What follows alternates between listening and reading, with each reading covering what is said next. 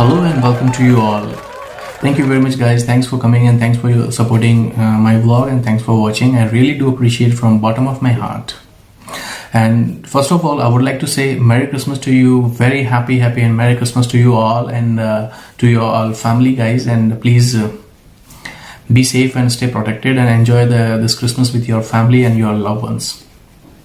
Although time is a little bit hard for us, but still, you know, we have to enjoy our festival.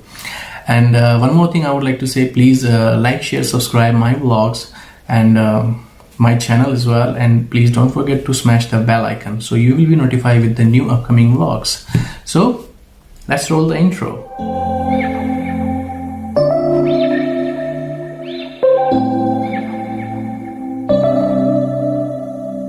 September we met, I could tell by your smile.